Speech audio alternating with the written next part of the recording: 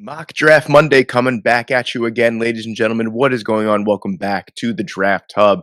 And today we are going to be taking a look at my mock draft after week 6 of the 2025 NFL season. Now, coincidentally, I am recording this on Monday morning, right before you're about to see it. There are 2 games and 4 teams that haven't played yet this week. So the draft order is going to be a little bit weird as it is every single week with this mock draft. But hey, at least instead of 6 teams, because I usually record it during the Sunday night football game, I do have Monday off from work, so I'm able to record it after the Sunday night football game. So at least it'll be a little bit more accurate. But this one we're going to be doing with trades now.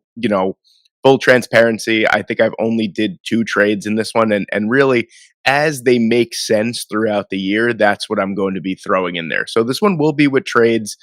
I just felt like the time was right. 6 weeks. It feels like it's right to throw one out there with trades. And like I said, there's only 2 trades, and they're both inside the top 10.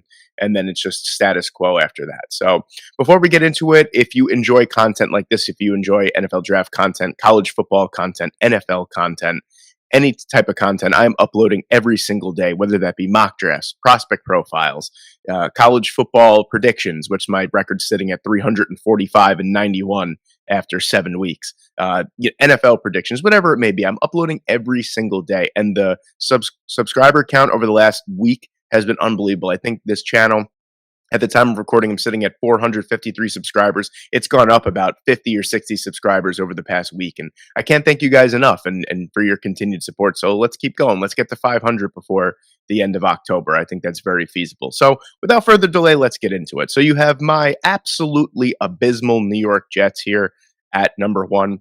And, same deal as weeks prior. It's going to be either Dante Moore or Fernando Mendoza. Personally, for me, I think Mendoza showed. I don't think either guy was absolutely electric when they faced off against each other on Saturday in Eugene, Oregon. But, I think Mendoza showed more poise. And besides for a bad fourth quarter interception that actually turned into a pick six, he showed poise. He came back out there. He led his team on a touchdown drive after that.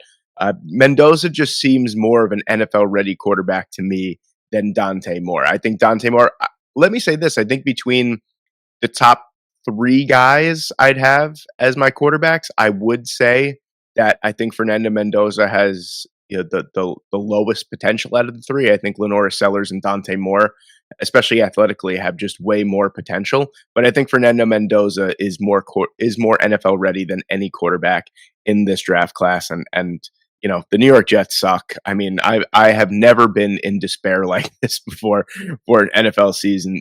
And, I went into the season knowing that it was going to be bad, and I'm still disappointed. So I, take that for what it is. But my God, the Jets, Justin Fields, Justin Fields can't throw an interception because he holds on to the ball for, a century. It's unbelievable. He got sacked 9 times against Denver. And I think his time to get sacked was like 5.76 seconds or something like that, which is like a full second over the league average. So the guy just he doesn't know what to do with the football when pressure is coming. He's terrible anyway, so it doesn't matter. So Fernando Mendoza is our first overall pick. Now, here's with the Browns. I'm not necessarily in love with the fit of Dante Moore going to Cleveland.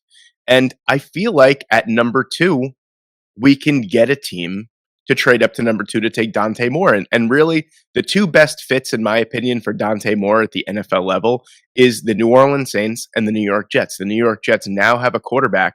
I do think we've seen this before where the Browns are totally open to trading their top 5 pick to get more picks. I think this Cleveland Browns team is a little bit more than just a quarterback and an offensive lineman away from being a contender again. I think they completely need to revamp their offense. They need more wide receivers. The offensive line needs, I shouldn't say total revamp because, Ethan Pocic, Wyatt Teller, and Joel Bitonio, still one of the top trios in football, I would say, but the tackle position is really bad. I think the Browns need more picks on the offensive side. I think that they're willing to trade this pick not too far down. The Saints are at number 5, and we're going to make that trade, actually. We are going to make the trade here with the New Orleans Saints. Now, when I did this simulation before, the New Orleans Saints were interested. Now, of course, they are not. So I'm thinking something like this would make sense. it's very tough because the Jacksonville Jaguars gave up a whole hell of a lot to move up with the Browns to get Travis Hunter. Couldn't think of his name for a second there. So I think this is a little bit more realistic. A first round pick is probably going to have to be involved, but for the sake of the video and for the sake of the trade, and since this is only a 1 round mock, we're just going to force the trade here with a couple picks that I think make a little bit of sense. Sure, there's going to be some picks that are added on, and the Saints now have this pick, and like I said, I think the Saints are the best fit for Dante Moore if the New York Jets already have a quarterback. So we're going to take Dante Moore here at number 2 overall. I just think it makes a lot of sense. And I kind of feel bad because I don't think Spencer Rattler's actually done a bad job this year. I actually do think he has carved out a role for himself in the NFL. As where I thought as a 5th-round quarterback and going to a bunch of different colleges, I thought he was going to be basically unplayable at the NFL level. He has shown that he definitely deserves to be there. And it's kind of unfortunate. I just don't think that he is the franchise savior for the New Orleans Saints, excuse me. Baltimore Ravens still at number 3 overall after being 1-5 through 6 games. And granted, we talked about this last week that the Baltimore Ravens have gone through an absolute gauntlet. I mean, they went up against again a difficult opponent in the Los Angeles Rams, and without Lamar Jackson the last couple weeks, I mean, really, what did they expect? And now it kind of seems like the Baltimore Ravens are 1 loss away from basically being out of playoff contention.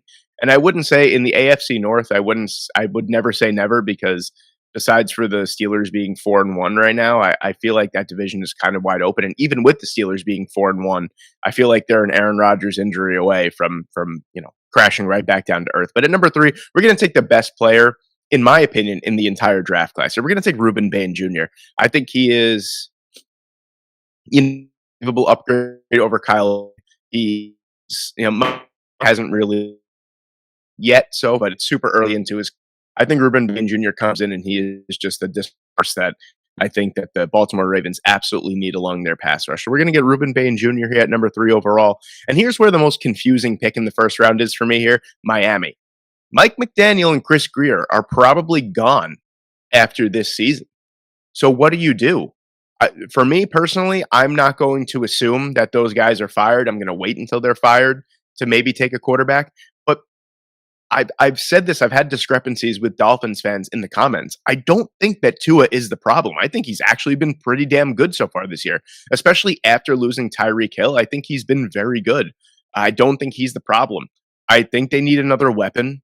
I think that they need a complete defensive revamp. Excuse me. It's early. I'm making a lot of mistakes early on. I apologize. But yeah, the offensive line still needs work. The defensive line, I mean, you could kind of throw a dart at any positional group in this draft class and just take them for the Miami Dolphins, maybe outside of quarterback. And I'm not going to take a quarterback here. I'm going to take Caleb Downs. And the reason I'm going to take Caleb Downs here is I think he just makes the most sense because he is probably the second best defensive player in this draft class. It's a massive need for the Dolphins. They need a corner. They need safety. He is someone that could play in the nickel. He's someone that could play single high. He's someone that you could put all over the defense. And really, when you have limited talent on the defensive side, you need a player like that you could just plug in everywhere. And that's kind of what it is. I mean, Peter Woods would make sense. Jordan Tyson would make a lot of sense here. There's just, I think, first and foremost, the defensive side needs to be taken care of. And then after that, I think the offensive line needs to be taken care of too. So we're going to take Caleb Downs here at number 4. At number 5, you have the Cleveland Browns. So I'm going to take a quarterback here at number 5. And you might say, well, that doesn't make any sense that you traded down from 2 to 5 to potentially get a lesser quarterback. For me, I think Lenore Sellers has the highest ceiling of any quarterback in this draft class. And granted, his season hasn't been that great this year. But I still think, regardless, he is not that Anthony Richardson type of player where he has an ungodly amount of athletic and physical talent. He just can't put it together. We've seen what Lenore Sellers can do when he's at the top of his game. We never truly got to see that with Anthony Richardson. He is a player that I think is going to succeed very well at the NFL level. And I think that he makes a lot of sense in Cleveland. I think the offensive scheme, or whatever the offensive scheme will be next year, depending on who gets fired, who gets hired, I think is going to fit Lenore Sellers a little bit better than it would fit Dante Moore. And I think Lenore Sellers is also built to take a hit better than Dante Moore, if that makes sense too. We don't know the shape of this offensive line going into next year. I think you're going to need a quarterback like Lenore Sellers that's, 6'4", 240 pounds and could definitely take a hit. So I'm going to take Lenore Sellers here at number 5 overall. And, you get your quarterback of the future and you get a couple more picks for the future. So you continue to build that roster with that quarterback. So we're going to take Lenore Sellers here at number 5. At 6 for the Tennessee Titans, I'm very tempted to take Jordan Tyson here, but I'm going to pass. The pass rush has just been not where you want it to be for the Tennessee Titans so far this year. You have your bevy of prospects here at number 6 overall. Oh, we're going to take one. We're going to take TJ Parker. Now, the difference for me between TJ Parker and Keldrick Falk, in weeks prior, I have taken Falk over TJ Parker. I like his physical profile a little bit better than Parker. With Falk, you're going to get 6'6", 280 pounds. With Parker, you're going to get 6'3", 265 pounds around there. But I think Parker is just more of a complete player at this point. Where Falk, I think, has a little bit more potential. We've seen more out of TJ Parker as a run defender, as a pass rusher, and I think that's what you need. You need immediate results for the Tennessee Titans. And at number 6, I feel like you can't really get a better player than Parker. So we're going to take him here. At 7, you have the Cincinnati Bengals. And I don't love any player that is here for the Cincinnati Bengals, to be quite honest with you. I'm not in love with it. Peter Woods could make a good case here. Jeremiah Love, I guess. I'm not in love. I'm not going to make a pick that I'm not in love with just for the sake of making the pick. So I think the Bengals are in a unique position where just because their franchise quarterback is out, that's why they have a high pick. Same thing with the Bengals. The Ravens. The Ravens are just in the top 3 because they've dealt with a ton of injuries. And it's the same thing with the Bengals. When this team is healthy, they have a great roster. Maybe not on the defensive side, but they have a great roster overall. And it's the same with the Baltimore Ravens. So why not take advantage of having a high pick and either take a player that you probably wouldn't get to or trade out of that slot and get more picks? Because the Bengals defense and the Bengals offensive line are 2 areas that still just need work. And I feel like in the Joe Burrow era, I feel like the Cincinnati Bengals just don't get it. They don't get that they need to protect their number 1 asset. They need to go out and have a better than the 33rd overall ranked defense in the league. You just have to be better, and they just haven't been better. And I think the Bengals are going to trade out of this pick here. There's a team a little bit down the board that I think makes a little bit more sense in this spot here for the players that are on the board. The Raiders are a team that potentially could be taking a pass rusher. The Cardinals are a team that could be taking a pass rusher. Same thing with the Dallas Cowboys. I don't think the Carolina Panthers sit here at number 13 and they wait to see who is left for them on the board. Keldrick Falk is still on the board. I think the Carolina Panthers make the call and they move up to get Keldrick Falk. So again, this again was a move that we had to force. But it is what it is. Like I said, I'm not too worried about the draft compensation right now. We will get into that as we go along. But I think this would make a lot of sense for the Carolina Panthers. You trade up. Really, their defense has been pretty okay for the most part so far this year. They just can't generate any pressure whatsoever. And I think being aggressive, moving up and getting a player that could take care of that right away is the move. So I'm going to take Keldrick Falk here, a well-rounded player. I would like to see a little bit more out of him from the pass rushing side, but he is a player that is just getting better and better as the season goes on. At number 8, you have the Las Vegas Raiders, and Geno Smith is terrible. I mean, I don't think that there's any disputing that. And there's a player that I haven't mocked in the first round at all that's going to make his debut right now that is really, really high, and that's going to be Ty Simpson. Ty Simpson is a player that I've been I struggle with Alabama offensive players because I just feel like besides for receivers, I don't feel like, and running backs, I feel like the offensive linemen take a little bit of time to adjust to the NFL level. Same thing with the quarterbacks. But Ty Simpson is a player that just is so smart with the football, so savvy. He escapes pressure well. He has a good feel in the pocket. His ball placement is elite. And I think that Simpson is a player that you could really build a franchise around. And I know that the Raiders might be in a little bit more of a win now mode, which is crazy to say because their roster is not constructed that way.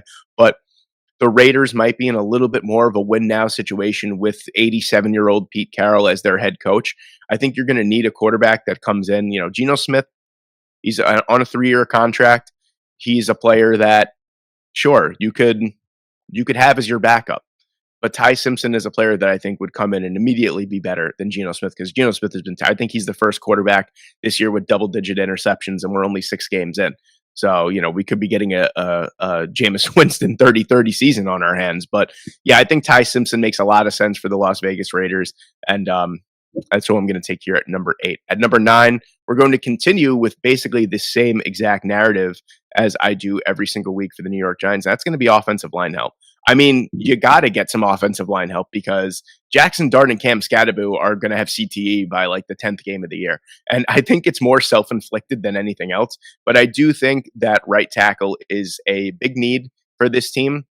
I think interior offensive line is something that needs to be taken towards, the middle or day 3 for the Giants as well. But I think Spencer Fano makes a lot of sense here. He's been playing a lot of right tackle this year. He's a player that can play on the right, can play on the left. So he offers twofold value. If Andrew Thomas gets injured, he could slot over to the left side as well. But I think he kind of steps in and he's your number 1 right tackle right away and makes this offensive line way better. So we're going to take him here at number 9. At 10, I kind of struggled with this one. I love Arvell Reese here at number 10 to the Arizona Cardinals. I just can't pass up taking a wide receiver here over Arvell Reese. I can't do it because with Marvin Harrison Jr. being good but being inconsistent, you got Zay Jones and Michael Wilson behind him, and you got Trey McBride. You need another wide receiver for this offense. And Jordan Tyson is the best of the bunch. And at number 10, if he falls here, either way, I'm going to consider taking a wide receiver. If Jordan Tyson is off the board, I'm going to consider taking Mekhi Lemon. I'm going to consider taking Carnell Tate. It's just the way that the cookie crumbles this year. But I'm going to take Jordan Tyson here at number 10. I think he makes a lot of sense for the Arizona Cardinals. At 11, you have the Houston Texans. And God, I love Jeremiah Smith. Jeremiah Love here. I wish it was Jeremiah Smith. I love Jeremiah Love here, but without fixing the offensive line, you can't really justify taking a running back this high. If the Houston Texans had a better offensive line in place, I would say yes. Yes, go for it. Because Nick Chubb, even though he's looked pretty good the last few weeks, he's a shell of his former self. Joe Mixon coming off of IR, you don't know what to expect. Woody Marks looks explosive. I don't know if he's a bell cow running back. The fact of the matter is, I think you can get a running back in the 2nd round or the 3rd round, and it would be just as impactful as what Jeremiah Love would do behind this putrid offensive line. So I think you have to go get an offensive lineman here in this one. And I like Francis Mauigoa. I like him because he can start at right tackle right away. He could also play on the interior if necessary. So I think Mauigoa makes a lot of sense for the Texans because they are a team that likes to offensive. Ariane looks really solid there, and he's manning the left side of the line. I think you need to get right tackle and kind of just offensive line better. Man, CJ Stroud is always running for his life. CJ Stroud, when he has time, is a really, really good passer. He doesn't really have that much time. You need to address the offensive line. And the Houston Texans and Nick Caserio, they're a smarter organization. I think they realize that, and I think they know they need to go out and get an offensive lineman with a premium pick. At number 12, you have the Dallas Cowboys here. And the Dallas Cowboys got absolutely they have been getting shredded the last few weeks by the run game. The Jets, despite, not really playing that great against the Cowboys, kind of shredded them on the ground. And the Panthers absolutely dominated the Dallas Cowboys on the ground, went for over 200 rushing yards against them. I think you need a force in the middle of the defense that's going to really, really help take care of that and also be a great coverage player. And I mentioned him a couple minutes ago. I'm going to take Arvell Reese here. I think he is just an exceptional player. I mean an exceptional player, like a generational type of player, Arvell Reese is. The instincts, the football IQ, the coverage ability, the run defense, the pass rushing ability, the pass rush upside. The guy is just awesome. And it's so funny because Ohio State literally has 2 clones at linebacker that kind of play exactly the same and are probably going to be taken in the 1st round. And I don't know when the last time you saw 2 off-ball linebackers taken from the same college in the 1st round. That's something that I have to look up, or maybe a commenter or a viewer can look that up and leave a comment. That would be interesting. But yeah, I'm going to take Arvell Reese here at number 12. I think he makes a lot of sense for this defense. You could argue that a defensive tackle would make a lot of sense here too. Peter Woods is on the board. I get it, but I think Reese just kind of takes care of a absolutely massive need for this Dallas Cowboys defense. They need an anchor in the middle of the defense, and Reese is just so athletic, so talented. He's going to be a top linebacker in the NFL for years to come. At 13, we're going to roll around. We have the Cincinnati Bengals here again. At number 13, we're going to take Caleb Lomu here. Lomu is a player that I think is going to be a super athletic right tackle in the NFL, but also has the size to reduce on the inside as well. And again, this Cincinnati Bengals team just needs offensive linemen. I'm sorry, I said right tackle. I meant left tackle. Amarius Mims mans the right side. I meant the left side. Caleb Lomu is someone who has been commanding the left side for the Utah Utes this year. And I think Orlando Brown is a player that could definitely be upgraded on. Look at how good Amarius Mims has been so far this year. Look at how bad Orlando Brown has been. You need younger and more athletic players to deal with these defensive linemen that are coming into the NFL nowadays. And Lomu is just a player that is just so fleet of foot, so strong. His technique is fantastic. I think he makes a lot of sense for the Cincinnati Bengals team. And again, like I said, if he doesn't play left tackle right away, he could reduce inside with his frame. At 14, you have the Kansas City Chiefs, and I'll be honest with you, I'm tired of seeing Patrick Mahomes as the leading rusher every week for the Kansas City Chiefs. I'm going Jeremiah Love here. This pick just makes more and more sense as the weeks go on. And I'm not going to settle for anything less. I think Jeremiah Love just makes too much sense here at number 14. We're going to take him. At 15, you have the Chicago Bears. And the Bears had Peter Woods just sitting here waiting for them. I don't know if Peter Woods is as highly rated in my mind as he is along draft boards. I think he's an excellent defensive player. I think he's the best interior defensive player. I wouldn't go as far as saying generational. I think he's very disruptive, and I think he's one of the better defensive tackle prospects we've seen since Jalen Carter. I don't think that warrants a top 3 pick in this draft class, though. I think Woods is a little susceptible to a little bit of a mini slide here, but he still gets picked inside the top 15, and we're going to take him here for the Chicago Bears. I think he's a big upgrade over Gervon Dexter. I think he's the long-term play over Grady Jarrett. I just think he makes a ton of sense for the Chicago Bears team. At 16, you have the LA Rams here, and we still haven't had a cornerback taken off the board, but we're going to continue with that trend. I think Rob Havenstein is a free agent after this year, and I think he needs to be upgraded upon anyway. And there's a player that I don't like to toot my own horn often. I don't know if you guys see that or not. I don't usually do that. But I've been on Gennings Dunker for a really long time here, and it seems like he's finally getting the praise that he deserves. I mean, look at these numbers. Dominant numbers here. Dominant numbers as a pass blocker, as a run blocker. He's been really, really solid this year. He was solid last year. He was excellent last year. He's been really good this year as well. And, I just think he makes a ton of sense. Another player, again, that could potentially reduce inside if necessary. I love versatile offensive linemen, if you couldn't tell. So they usually sit higher on my board than most.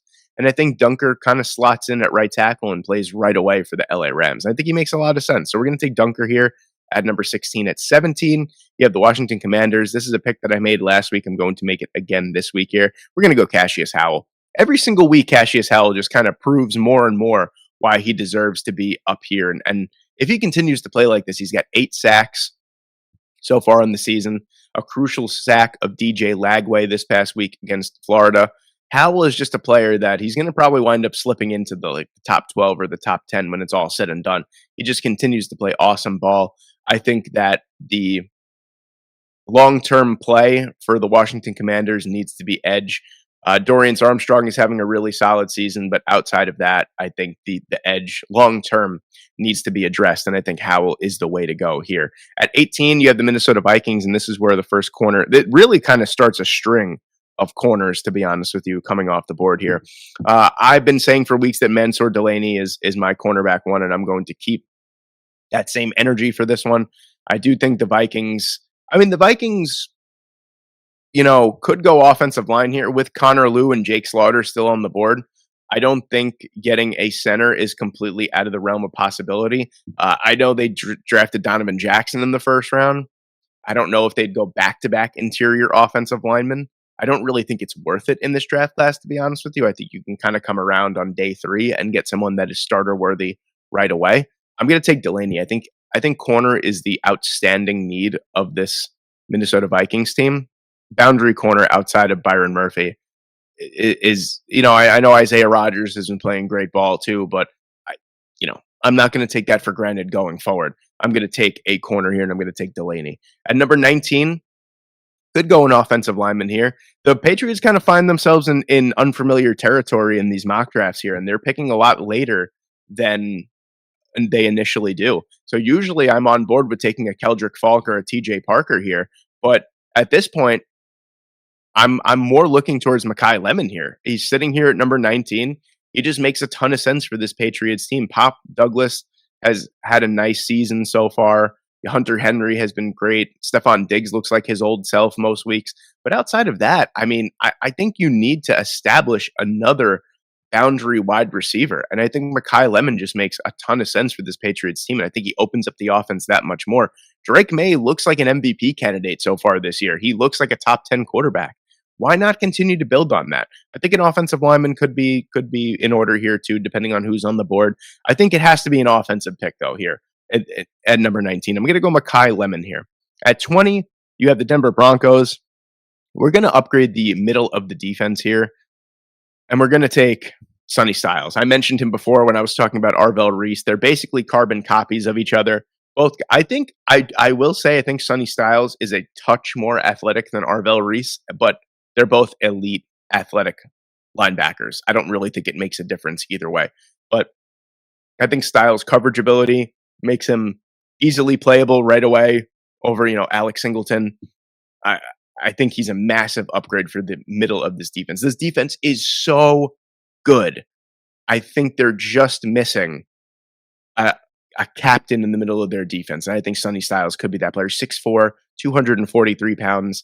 He really clogs up those passing lanes in the middle. You have to account for his elite athletic ability and his elite lateral quickness.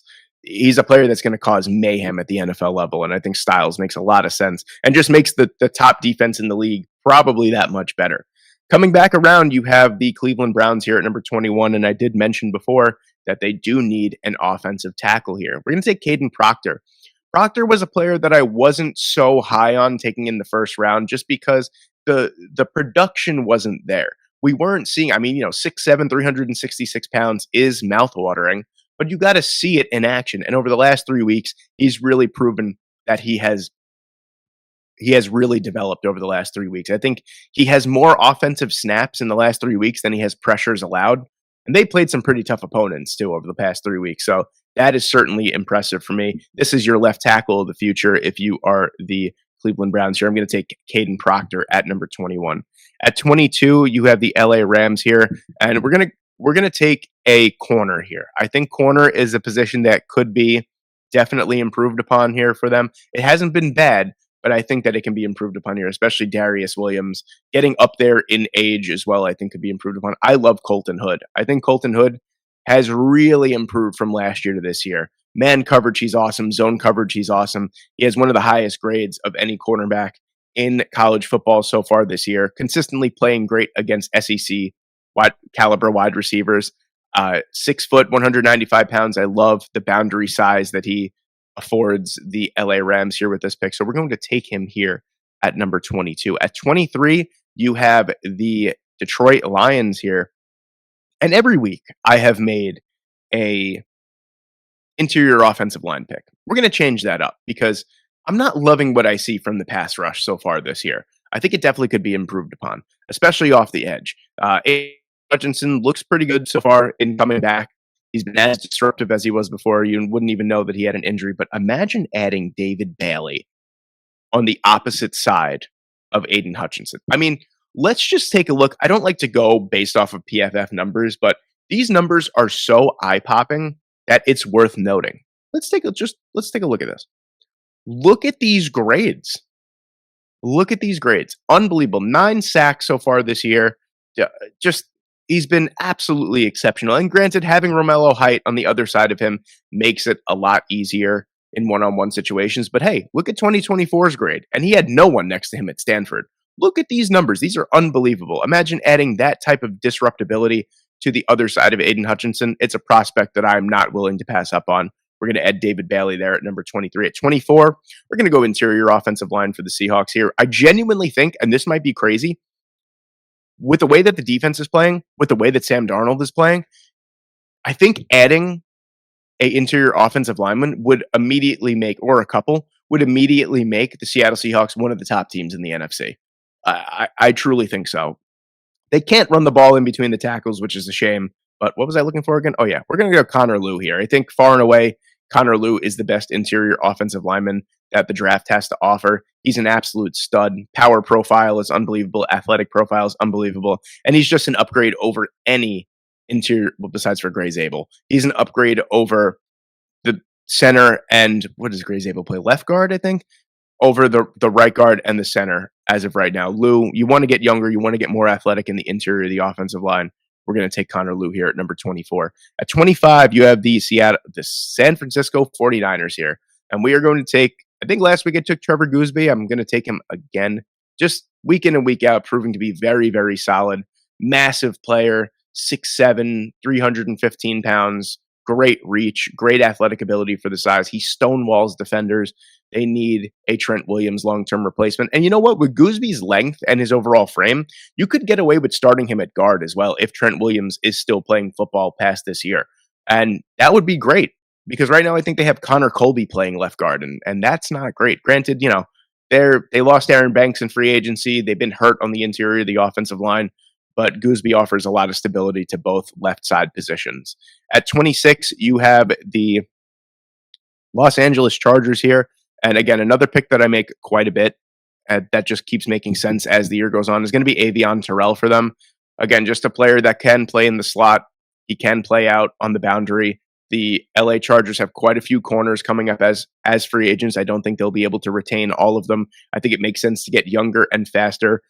I mean, you already have a great base of young stud corners in Tarheeb Still and Cam Hart. You might as well keep adding to that with Avion Terrell. At 27, you have the Philadelphia Eagles here, and there's going to be another debuting player here in my mock draft here, a player that I've been quite high on the last couple of weeks. So we're going to make that pick here because it makes a lot of sense. I think the Philadelphia Eagles need corner help desperately. I don't think Keely Ringo has been good. Adoree Jackson has been borderline unplayable. That really leaves you with Quinyon Mitchell, who's, of course, been so solid, and then Cooper DeJean, who's kind of playing all over the place. I think you need another boundary corner, and Chris Johnson from San Diego State has been otherworldly so far. Now, granted, he doesn't play fantastic competition, but look at these numbers so far this year against Cal, which is not a pushover team. Nevada, look at these numbers: 92.2 overall grade, 3 interceptions, 15 passer rating. Look, 25 targets, 10 receptions, no touchdowns. He's been awesome so far this year. Again, a boundary corner type player, 6 foot, 195 pounds. He's played about 300 snaps so far this season on the boundary. He's a player that I think is awesome, and I don't think he's getting enough love. Hopefully this video can open your eyes to Chris Johnson and maybe look at some of his highlights or some of his tape because he's unbelievable, and I think he'd fit perfectly in this Philadelphia Eagles defense. 28 here, you have the Buffalo Bills. Greg Rousseau, not loving. Joey Bosa, 1-year deal. I think the edge needs an upgrade here long term. And we still have Romello Height.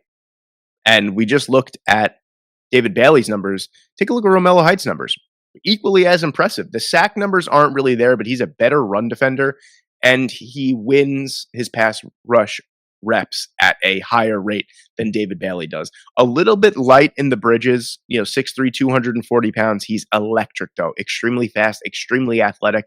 He's a player that I think can get to the quarterback at such a ferocious rate that it's going to make the Bills' defense that much better. We're going to take Romello Height here at 28. At 29, you have the Dallas Cowboys with the Green Bay Packers pick here. And we're going to take Jermod McCoy. I've been staring at Jermod McCoy for too long here. He hasn't played a game yet, but I think as soon as he comes back healthy, he's going to prove why he's a top corner in this class yet again.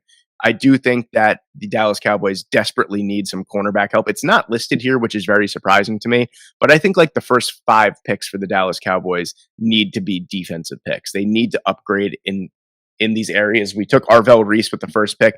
We're going to take Jermod McCoy here. And to this point, he hasn't taken a snap yet this season. But if he has fallen to the end of the first round here, you're potentially getting a top 10 pick at number 29. I'm taking that 10 times out of 10. At number 30 here, now I really struggled with this pick for the Pittsburgh Steelers because I want to take a wide receiver over a quarterback. But for me, I can't pass up on John Mateer sitting here at number 30. I just can't. I know everyone, you know, the quarterback position in college is so volatile that people, I guarantee I'm going to see 15 mock drafts this week, and John Mateer is going to be nowhere to be found in those mock drafts after being like a top 20 pick for the last 5 weeks.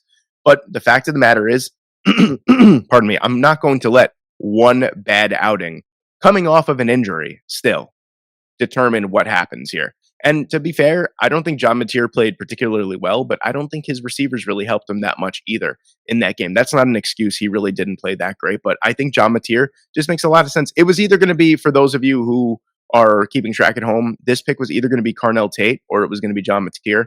I think Tate makes a lot of sense here. So maybe next week, if the Pittsburgh Steelers find themselves in a similar position, maybe Tate is the selection. But for now, I still think the quarterback position is just so weak behind Aaron Rodgers. You need to take John Mateer if he is sitting here. At number 31, you have the Tampa Bay Buccaneers. And I think there needs to be a true upgrade over the edge rushers. Anthony Nelson, Hassan Reddick. Reddick is on a 1-year deal. Anthony Nelson, I don't know how he stayed on this team for as long as he has, but a solid contributor for what he brings to the table. But we're going to go with an edge here. Yet again, it's been the second half of this mock draft has been the edge and cornerback show. And we're going to continue here. We're going to go down a little bit further here. We're going to take Zion Young. Another player that is new to the mock draft that I think a lot of people don't know too much about. Zion Young, you want to talk about David Bailey and Romello Height. The pass rushing duo from Missouri has been unbelievable this year, led by Zion Young. Look at these numbers. Again, another really, really solid overall player. 3 sacks, a batted pass, 14 hurries. Look at the run defense grade is awesome.